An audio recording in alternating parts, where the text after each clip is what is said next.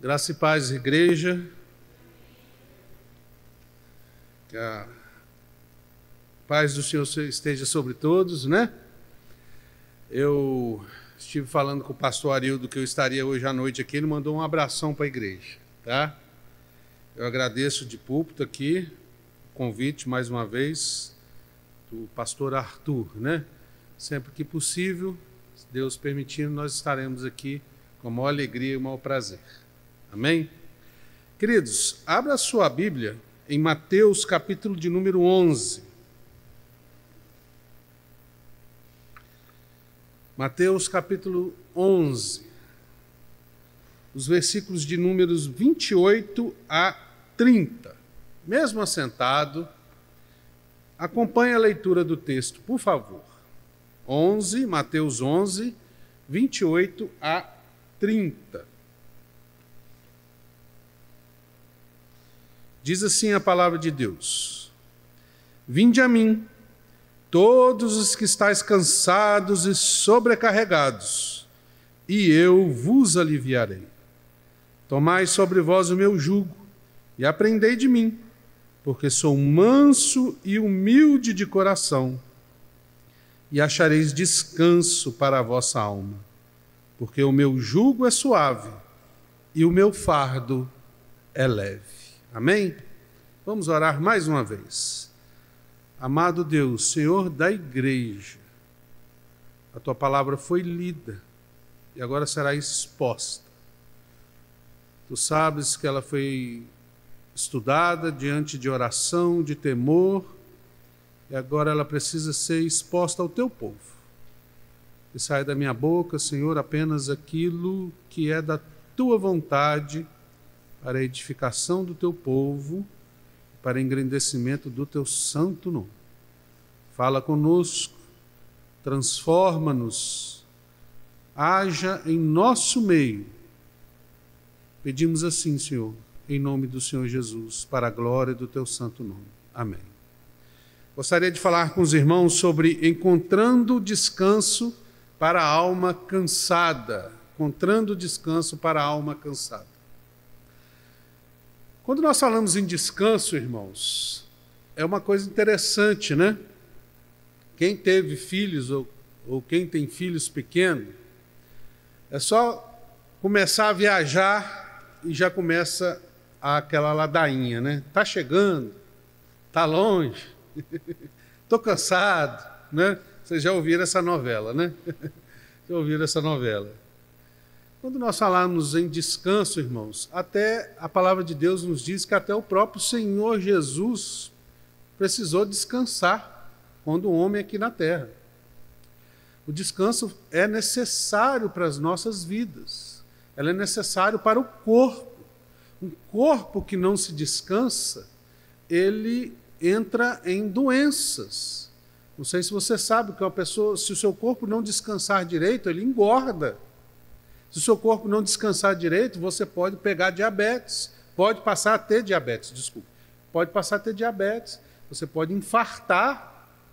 Até mesmo aqueles que são adeptos de uma vida saudável, de musculação, de academia, que desejam ganhar massa muscular, na verdade, o músculo cresce não é no ato do exercício em si, mas é durante o descanso.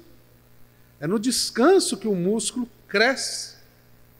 Quando nós olhamos também para a mente, nossa mente precisa descansar. Se é uma mente que não descansa, ela começa a ter falta de concentração. A pessoa começa a ficar irritada. Em alguns casos, pode levar até ao suicídio. Quando nós olhamos para o trabalho, existe uma síndrome hoje em dia chamada síndrome de burnout, que é causada pelo excesso de trabalho. A pessoa que trabalha demais e não descansa, ela pode entrar nessa doença, nessa síndrome, ter pânico, ter cansaço, ter desânimo, desejos até suicidas. Nós precisamos de descanso. E aqui no texto, nós temos uma coisa interessante, que Jesus vai dizer que a nossa alma precisa de descanso. O que é a alma? A alma é essa parte imaterial do nosso ser. É o nosso eu interior, que se relaciona com o meio exterior através do corpo, através dos sentidos. É o nosso eu interior, onde você pensa, onde você fala com você mesmo. É a sua alma. E Jesus vai dizer que essa alma precisa de descanso também. Não só o seu corpo, não só a sua mente, mas a sua alma precisa de hoje.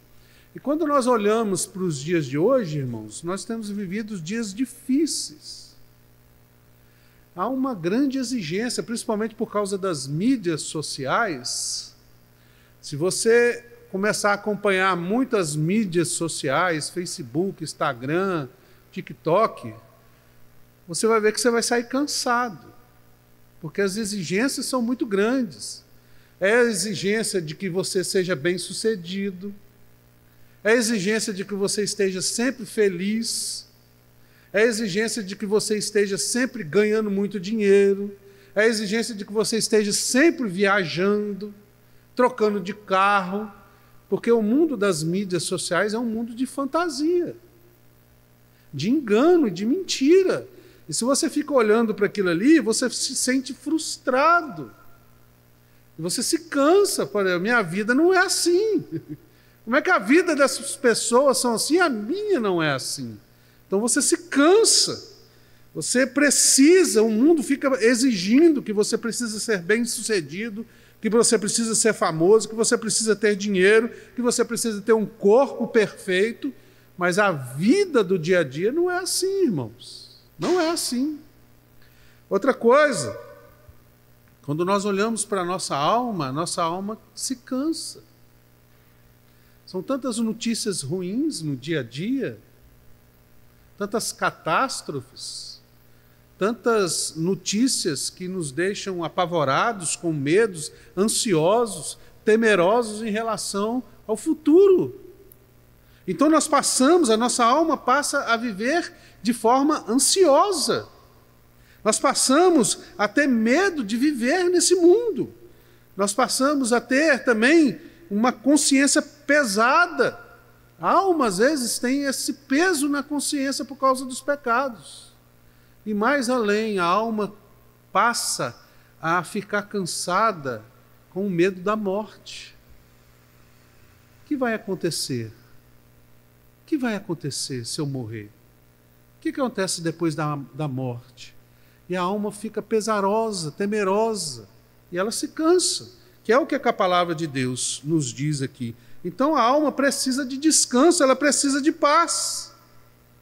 E no texto aqui que nós acabamos de ler, que foi escrito por Mateus, ou Levi, ele dá um contexto em que, naquela época, nós sabemos disso, o povo de Israel estava sob o domínio do Império Romano. Eles eram escravos.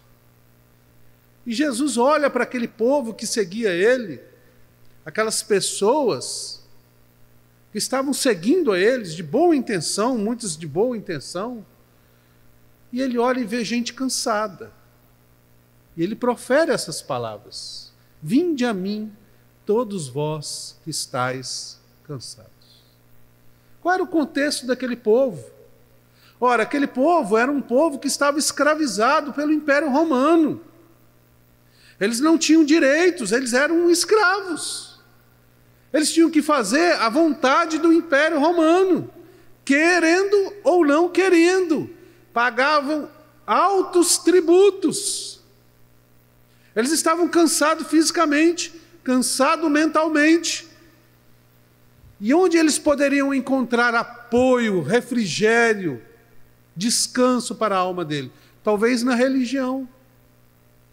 Mas a religião judaica colocava fardos pesados sobre eles.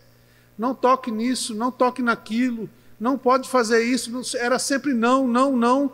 Então onde eles poderiam encontrar um pouco de alívio para aqueles dias difíceis? Que era na religião. A religião tinha se tornado um peso, um fardo tão grande, que o Senhor Jesus mesmo disse que os fariseus exigem dos outros que eles carreguem os fardos deles, mas eles mesmos não querem carregar.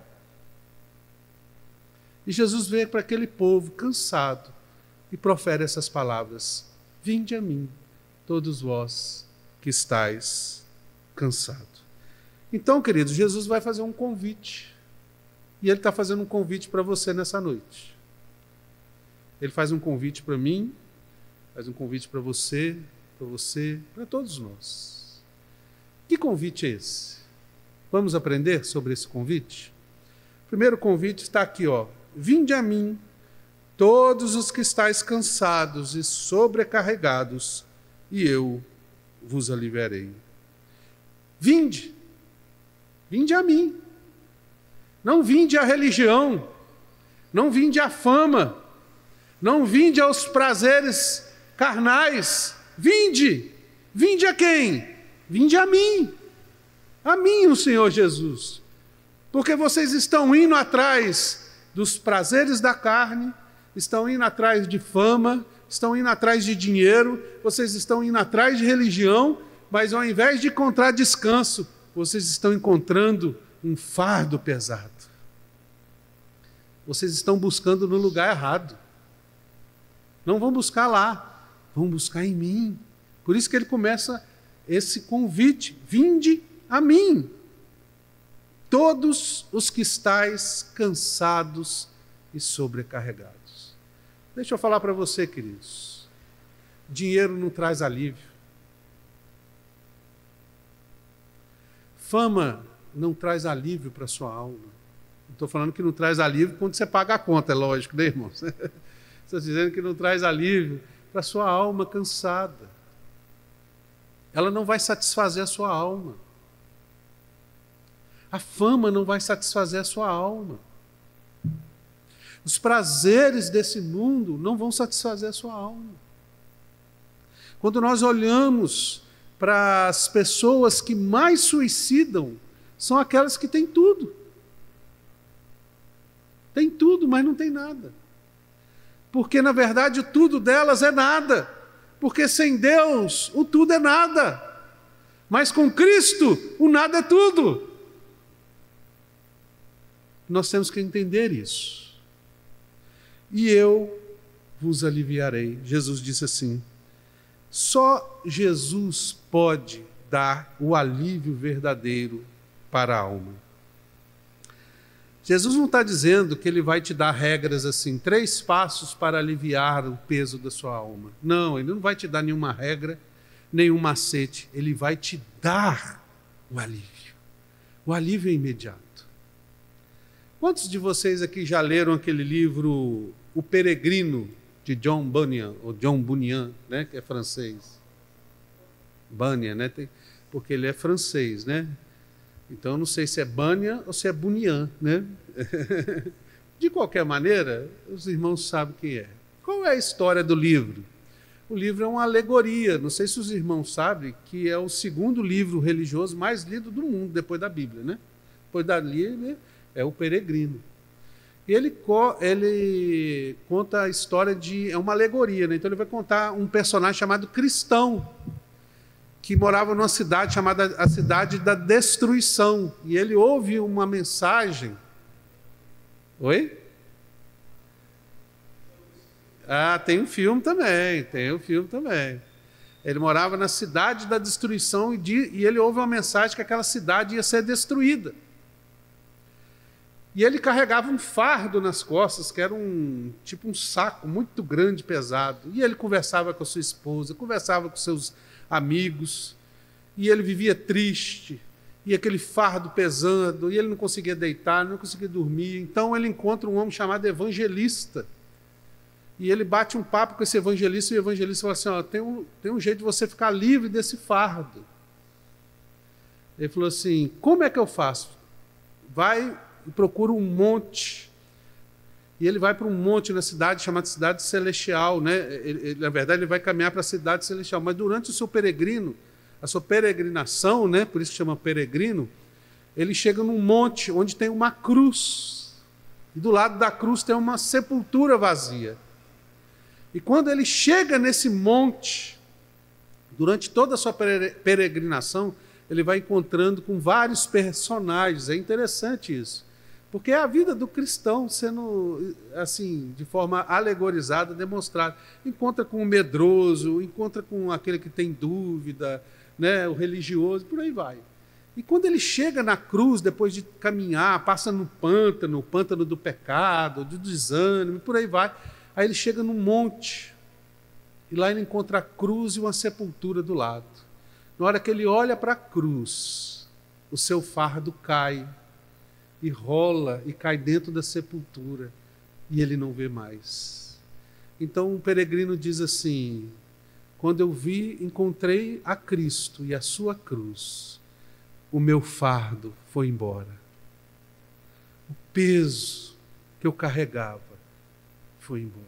É por isso que Jesus disse: eu vos aliviarei. Somente Jesus pode tirar o fardo que você carrega, esse peso, essa mochila, essa geladeira que você está carregando nas costas. Só Jesus pode tirar isso de você. E esse poder está em Cristo, quando Ele fez isso lá na cruz. Querido, então o segundo convite que Ele vai fazer está aqui, ó. Tomai sobre vós o meu jugo e aprendei de mim, porque sou manso e humilde de coração, e achareis descanso para a vossa alma. Aqui está o segundo convite. Tomai. Tomai. Agora Jesus faz o segundo convite. Tomai o quê? O meu jugo. O que era um jugo, né? A gente precisa entender o que é isso, né? Quem já morou na roça aqui, já viu aqueles carros de boi, né? Com um boi de um lado, um boi do outro. Sobre a cabeça deles tem um pedaço de pau assim, não tem? Para segurar os dois, aquele é chamado de jugo. Mas havia uma característica naquela época que o cidadão carregava um jugo. O que era esse jugo? Essa mesma peça de madeira entrava na cabeça aqui, atrás aqui na nuca, assim, no ombro aqui, e cada ponta tinha um fardo, uma sacola grande, né? Para carregar as coisas. Então ele carregava 2 fardos. Era um jugo que carregava fardo. E aquilo era pesado. No Nordeste o pessoal usa isso muito para carregar água, né? Aquele jugo, aquelas 2 vasilhão de água assim, né? Então aquilo era pesado, aquilo doía a nuca, doía as costas, doía os pés, cansava. E Jesus usa essa imagem que o povo conhecia e diz assim, ó, tomai, pegue o jugo. Provavelmente eles viam aquilo o dia inteiro, gente andando para lá e para cá com aquele jugo pesado nas costas, às vezes pessoas idosas, às vezes crianças. E Jesus diz assim, ó, tomai, tomai o meu jugo. O jugo nada mais é do que um símbolo à obediência à lei de Deus. Lembra que Deus, quando libertou Israel, Ele deu os 10 mandamentos, deu a lei. E Ele disse que se o povo cumprisse a lei, eles seriam abençoados. Mas se eles não cumprissem a lei, eles seriam amaldiçoados. E Paulo em Romanos vai dizer que por causa da nossa natureza carnal, a nossa inclinação é para o mal, é para o pecado, e não para a lei de Deus. Pelo contrário, a lei de Deus suscita o pecado. É como aquela pai que diz, ou aquela mãe que diz para a criança assim, ó, acabei de fazer esse bolo de chocolate aqui, não mete o dedo. É a mesma coisa que falar assim, bota o dedo. Não é? É a mesma coisa. O menino às vezes nem gosta de chocolate, mas só porque a mãe falou, não bota o dedo, ele vai lá que quer botar o dedo. A lei faz isso, não matarás, não adulterarás, e aí a cobiça vem. Então aquilo que era para trazer vida, que era a lei, trouxe morte. Trouxe morte. E por causa da inclinação do pecado, o homem não conseguia cumprir a lei. Então a lei que era para ser vida, como Paulo disse, se tornou em servidão de morte. Eu não posso cumprir a lei, eu não consigo. Cada vez que eu tento cumprir a lei, mais desejo eu desejo e não cumpri-la. A minha carne não quer fazer isso. A minha carne não quer orar. A minha carne não quer ler a Bíblia. A minha carne não quer perdoar. A minha carne não quer amar o meu inimigo. A minha carne, ela sempre inclina para o mal. Sempre inclina para o mal. Então, Paulo chega a dizer, miserável homem que sou. Nós somos miseráveis mesmo, irmãos. A lei se tornou um fardo para nós. Ninguém pode carregar esse fardo. Mas Jesus vai dar uma notícia aqui, ó. Sobre vós o meu jugo. A lei de Deus era pesada, sim. E ela ia se tornar cada vez mais pesada. E aí Jesus faz um convite. Abandone esse jugo da lei e carreguem o meu jugo. A lei é pesada para carregar, sim. Ela é pesada. Mas Jesus vai dizer assim, aprendei de mim. Tomai o meu jugo e aprendei de mim. Em outras palavras, sigam-me, amam-me, tenham comunhão comigo, que vocês vão ver como esse jugo da lei vai se tornar leve. Aqui está o segredo do jugo da lei se tornar leve. É você andar com Cristo, é você amar a Cristo, é você conhecer a Cristo. Querido, quando nós olhamos para a palavra de Deus, Mateus, que é o autor do livro, ele obedeceu a Deus. Ele foi fiel até o fim, mas Judas não foi. Ele era um dos discípulos. Ele não foi fiel até o fim.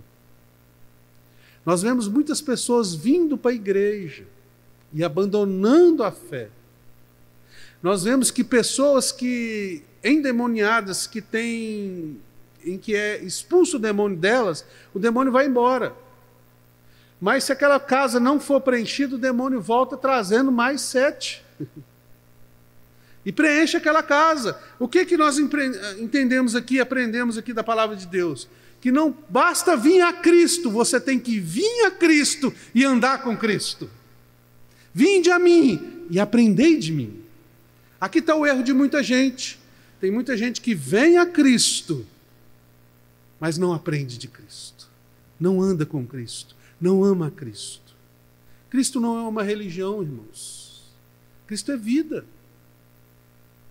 Você tem que andar com Cristo, conhecer ao Senhor, amar o Senhor, desejar o Senhor. Ele é tudo. Ele é tudo para nós.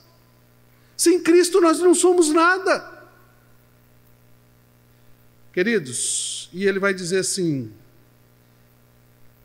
porque eu sou manso e humilde de coração. Naquela época, um rei que fosse manso e humilde de espírito era um grande elogio. Era uma qualidade que o povo esperava do rei. Manso e humilde. Nossa, um rei manso e humilde é uma qualidade extraordinária para um rei, para um soberano, para uma majestade. Mas diante do povo, o povo não gostava dessa expressão, porque o povo não queria ser humilde, porque achava que ser humilde era ser bobo, era ser subserviente, era ser facilmente escravizado. Interessante que Jesus toma esses títulos, manso e humilde, e atribui a si. Aquele que é o rei, que é o soberano, o Senhor de todas as coisas, ele diz que ele é manso e humilde. Mas aquele Jesus que nasceu lá na manjedoura, que se fez homem, que se fez servo, ele vai dizer que também é manso e humilde de coração. Que coisa linda, irmãos. Como o nosso Senhor é maravilhoso. Como o nosso Senhor é digno de ser amado. Como Ele é digno de nós desejarmos a esse Jesus. Como nosso Salvador é maravilhoso. Ele é manso e humilde. Nós somos, muitas das vezes, bravos e soberbos, estupim curto. Mas Jesus é manso e humilde. Que coisa maravilhosa. Então, ele continua: e achareis descanso para a vossa alma. Jesus promete dar descanso para a alma, seja qual for o fardo que lhe cause cansaço. O que tem lhe causado cansaço? É a ansiedade? É o medo do amanhã? Jesus disse assim: não andeis ansiosos. Foi o próprio Senhor Jesus que disse isso. Você tem medo de não ter o que comer amanhã? Jesus disse na oração do Pai Nosso: o pão nosso de cada dia nos dai hoje. Deus nos dá o pão de cada dia. Você tem medo de quê? Tem medo da morte? Jesus Cristo é a vida. É a ressurreição e a vida. Tem medo do inferno? Jesus é a vida eterna. Então a nossa alma encontra descanso em Jesus. Ah, Senhor Jesus, eu não posso cumprir a lei, como eu vou ser salvo? Jesus diz: eu cumpri. Eu cumpri. Aquilo que você não pode fazer, eu fiz. A sua alma vai encontrar descanso em mim. Eu cumpri. Apenas descanse em mim. Queridos, quando a palavra de Deus nos diz que após a morte, a palavra de Deus é bem clara: só tem dois caminhos, ou o céu ou o inferno. Aliás, se você não sabe disso, se você for estudar o Antigo Testamento, você quase não vai haver citação sobre o inferno. As citações sobre o inferno, sabe quem deu? Foi Jesus. Foi Jesus. Jesus falou mais do inferno do que outra coisa. E Jesus conta uma parábola que é do rico e do Lázaro. Um homem rico morreu e foi para o inferno, um fogo em tormentos. E o Lázaro foi para o seio de Abraão. Então Jesus mostra que há dois caminhos: o céu ou o inferno. Agora eu chamo a atenção para você numa coisa interessante que você precisa aprender nessa noite. Quando Deus, lá em Gênesis 1, estava criando toda a criação, no primeiro dia, Deus disse: haja luz, e houve luz. E a palavra de Deus diz assim: e houve manhã e tarde o primeiro dia. Aí Deus cria no segundo dia, e houve manhã e tarde o segundo dia. Terceiro dia, quarto dia, quinto dia, sexto dia, e houve manhã e tarde o sexto dia.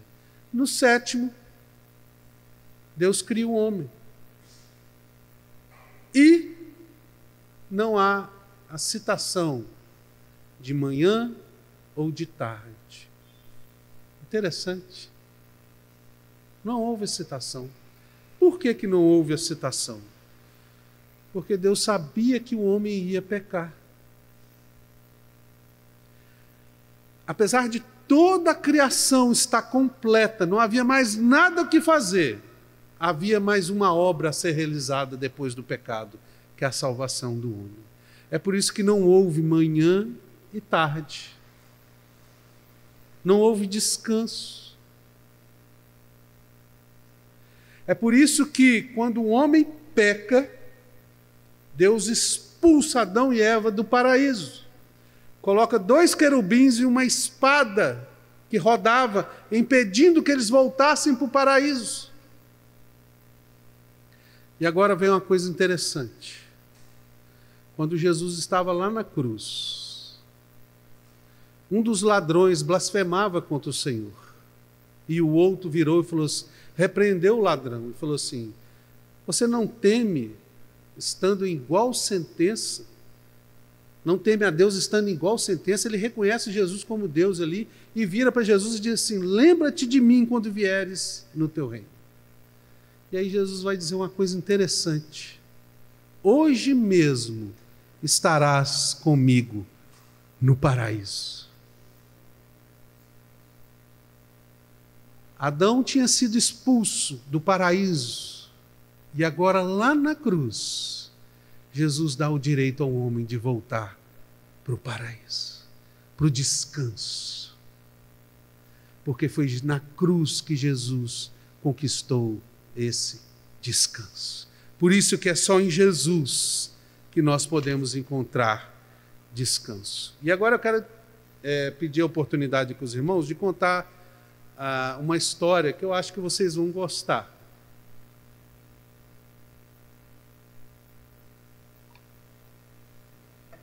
Tem um hino que vocês conhecem, né? Pelo menos a igreja eu sei que gosta de cantar hino, que chama Manso e Suave. Manso e suave, Jesus... Lindo, né? Quem é o autor desse hino? Quem criou esse hino é um homem chamado Will Lamartine Thompson.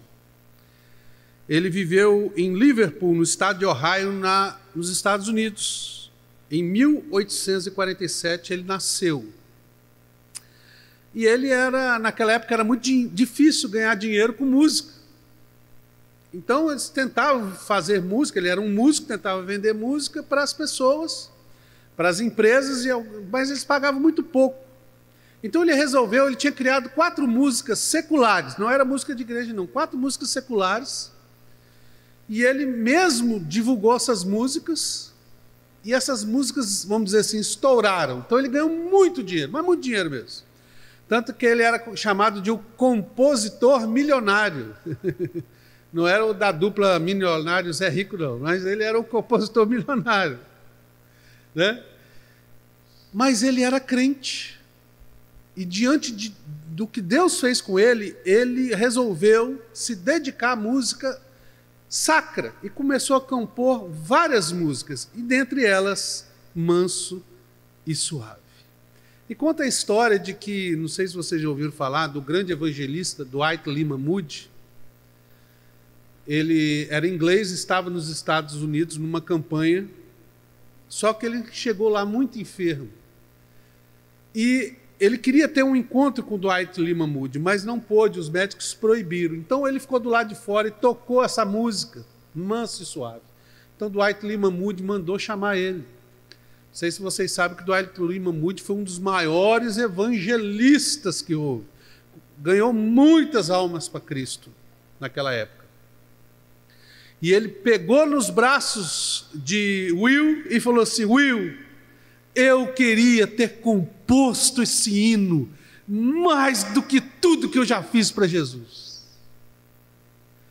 E isso foi um prêmio, uma medalha para este homem, diante dessa música tão bonita, em que Jesus mesmo diz assim: porque sou manso e humilde. E ele compôs essa música, Manso e Suave. Então, outra coisa que aconteceu também muito interessante. Os mais antigos da IPB aqui vão lembrar de um pastor chamado Antônio Elias, né? E conta-se uma história que estava tendo um culto lá no Paraná, acho que em Maringá, e um homem tinha fugido da prisão. Esse homem se chamava Amâncio José Alves. E ele se escondeu atrás de um matagal que estava atrás da igreja. E lá na igreja eles estavam cantando esse hino, Manso e Suave. E ele escutava essa música, e a música dizia assim: Amâncio José Alves, Jesus está te chamando. E ele falava assim: quem é esse Jesus? Eu nunca ouvi falar de Jesus. Aí continuava a música falando assim: Amâncio José Alves, Jesus está te chamando. E ele então sai do seu esconderijo, vai na igreja e fala assim: tem um tal de Jesus me chamando aqui, quem que é esse Jesus? Então o pastor Antônio Elias, entendendo que era a obra do Espírito Santo, apresenta o evangelho àquele Amâncio, ele se converte, é discipulado, é orientado a voltar para a prisão, para se entregar. Quando chega lá, não havia nenhum registro mais de roubo, não havia nada contra ele. Um milagre aconteceu. E aquele homem volta para a igreja e se torna diácono. É esse Jesus, irmãos, que é manso e suave, que é humilde e manso. É esse Jesus que nós servimos. Então, ele continua: porque o meu jugo é suave e o meu fardo é leve. Agora, nós precisamos entender uma coisa muito interessante. Lembra que o jugo era o símbolo da lei de Deus? E carregar esse jugo para o judeu era um fardo pesado. E agora Jesus vira para os judeus, para aquele povo que estava assim: olha, o meu jugo é suave. Eles ficaram doidos, mas como que é suave? Como que esse fardo é leve? Lá em 1 João capítulo 5, versículo 3, diz assim, que pois este é o amor de Deus, que guardemos os seus mandamentos, e os seus mandamentos não são penosos. Realmente, irmãos, os mandamentos de Deus não são penosos. Por que que os mandamentos do cristão não são penosos? Não são mais aquele fardo como era da lei de Deus. Sabe por causa de quê? Vou explicar para vocês por causa de quê. Contando uma história. Um cara estava trocando um pneu de um carro. Colocou o macaco, levantou o carro, tirou o pneu e de repente uma criança peralta entra debaixo do carro. E na hora que ela entra debaixo daquele carro, o macaco cai. E o peso do carro ia esmagar aquela criança. A mãe, vendo aquilo, correu e segurou o carro. E ficou ali segurando aquele carro até que o socorro chegasse. As pessoas tentaram, mas não conseguiu. Demorou 1 hora para chegar o socorro. Mas ela segurou aquele carro por 1 hora. E as pessoas ficaram impressionadas. Uma senhora franzininha. Ela falou: de onde a senhora tirou forças? Ela falou assim: eu tirei forças do amor. Do amor. Eu não podia deixar minha filha morrer. Por que que os fardos, a lei de Deus agora para o cristão não é pesada, irmãos? Porque nós não cumprimos por obrigação, nós cumprimos por amor a Cristo. Para o crente que ama o Senhor Jesus, adulterar não é um peso, é uma alegria ser fiel à sua esposa. É uma alegria ser fiel ao seu marido. É uma alegria ser um bom marido. É uma alegria ser um bom pai, porque eu amo a Cristo e eu quero obedecer ao meu Senhor.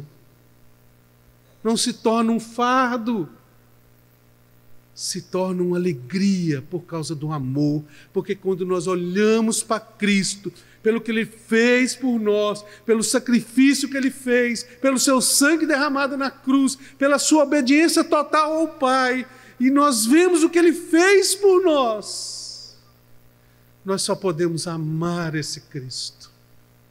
Nós só podemos amar. Ah, Senhor, não me deixes pecar contra Ti. Não me deixe, Senhor. A minha alegria é ser o Senhor feliz. Essa é a minha alegria. É ver o Senhor feliz. Eu não sei se vocês que são casados, lá em casa tem uma coisa interessante. Eu não sei se as mulheres fazem isso de picardia, ou de maldade, ou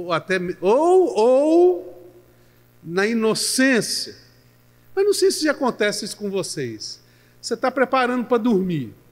Aí você vai no banheiro, volta, fecha o corpo, sua esposa está deitada na cama. Vai para lá, você vai para lá e ela está deitada na cama. Aí você apagou as luzes, na hora que você levanta a coberta, que você deita, amor, oi, pega água para mim. Eu falei assim, mas não é possível, você me viu passar para lá 20 vezes, espera eu deitar para pedir água. Eu não sei se isso é característico das mulheres, mas lá em casa acontece isso. E a gente vai, né? Mas porque ama, vai, com o maior prazer e maior alegria. Queridos,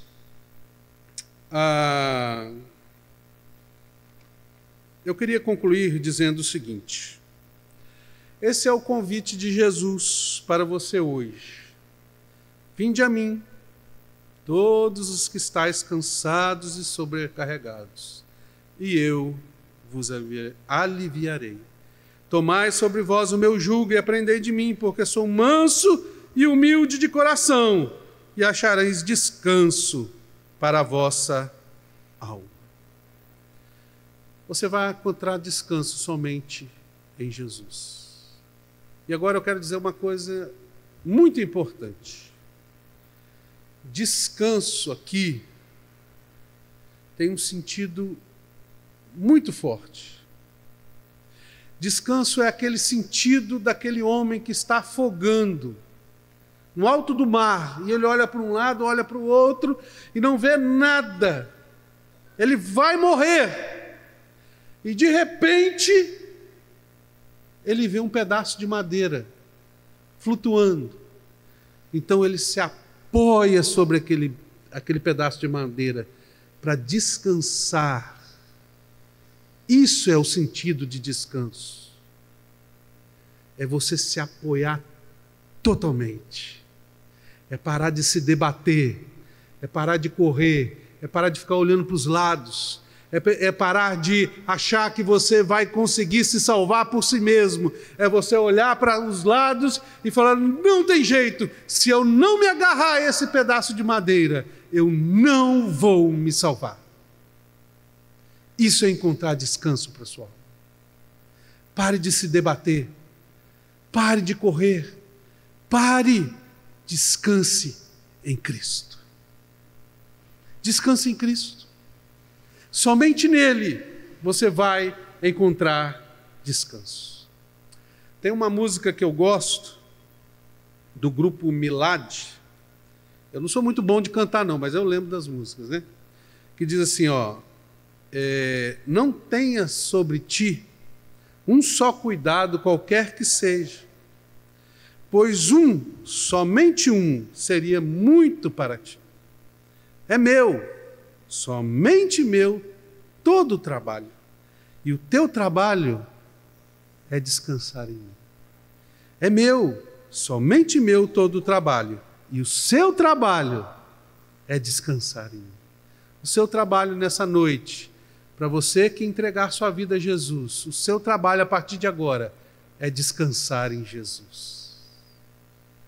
Que você possa sair nessa noite descansando em Cristo, verdadeiramente. E então você vai encontrar alívio para a sua alma. Que Deus te abençoe. Que Deus te abençoe.